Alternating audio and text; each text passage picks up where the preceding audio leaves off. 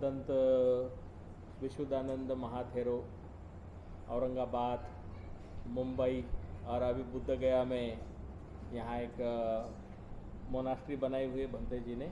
मैं आया हूँ भंते जी से मिलने, दर्शन करने।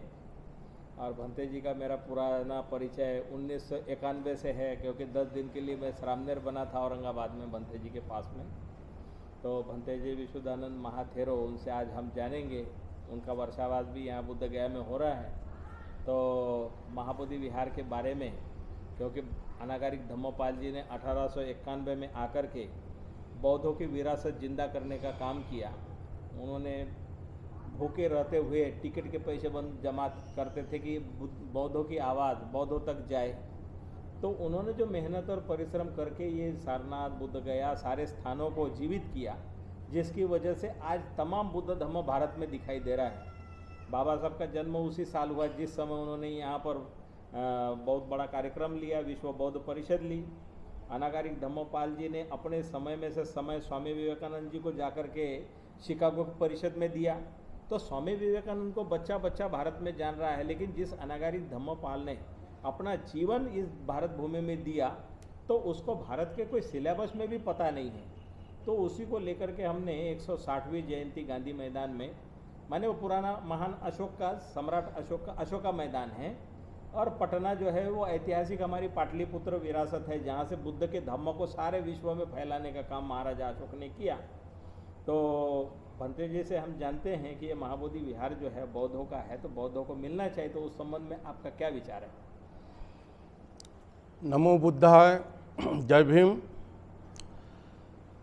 बोधिसत्व डॉक्टर बाबा साहब अम्बेडकर जी ने महाराष्ट्र में धम्म चक्र प्रवर्तन करके बहुत बड़ा क्रांति किया है, और उस क्रांति के वजह से तमाम महाराष्ट्र के लोग और पूरे भारतवर्ष के लोग बोध गया में आ रहे हैं। लेकिन दुखी इस बात से होते हैं कि ये जो बुद्ध विहार है, महाविहार है, जहाँ भगवान बुद्ध ने संबोधि प्राप्त किया, वो विहार बौद्धों का श्रद्धा स्थान है। उस श्रद्धा स्थान पर ब्राह्मण लोगों ने, महंत लोगों ने कब्जा करके बौद्धों को बहुत दुख पहुंचाया है। अनागारिक धम्मपाल जी ने बहुत कष्ट करके जो उन्होंने कानून बनाया था उसको हटाने के लिए बहुत प्रयास किए हैं। अभी भारत स्वतंत्र होने के बाद पुराना कानून वो भी ख़त्म होना चाहिए, और नए कानून जो बाबा साहब ने नया कानून बनाया है कॉन्स्टिट्यूशन में, तो उस कानून के मुताबिक आज महाबोधि महाविहार ये बौद्धों को सौंपना चाहिए। महाबोधि महाविहार ये बौद्धों की हिरासत है और बौद्धों को ही मिलना चाहिए। मैं अखिल भारतीय भिक्खु संघ, जो ऑल इंडिया भिक्खु संघ नाम से पूरे वर्ल्ड में जानते हैं, उस भिक्खु संघ के ओर से बात कर रहा हूँ कि ये महाविहार बौद्धों को सौंपना चाहिए, बौद्धों को देना चाहिए, और इसमें कोई भी ब्राह्मण या महंत या हिंदू इसका कोई संबंध नहीं है।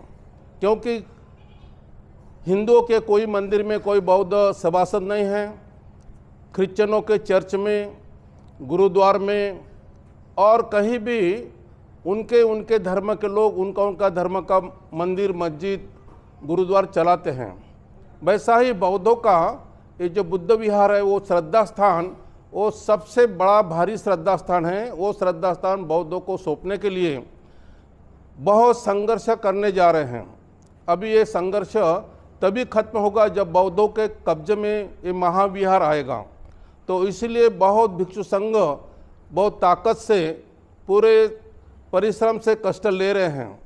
अब सभी मंत्रियों को और सभी जनता को ये बात अच्छे से जच रही है कि नहीं, ये विहार बौद्धों का है और बौद्धों के कब्जे में रहना चाहिए।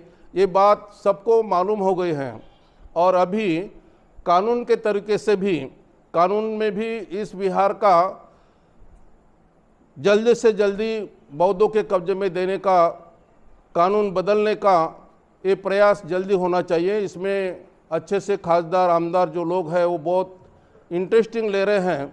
हमारे बिहार के मुख्यमंत्री को भी उनके दिल में बात आई है कि बात सही है, हम गलत कर रहे हैं कि ये बिहार हिंदुओं के कब्जे में रख रहे हैं।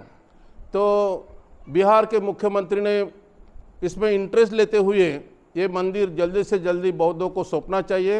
ये इसलिए मैं भी इस आंदोलन में सहभागी हूँ और ये आंदोलन आखिरी श्वास तक हम करेंगे और जल्दी से जल्दी इस बिहार को पाने के लिए प्रयास करेंगे। बहुत धन्यवाद। जी साधु साधु।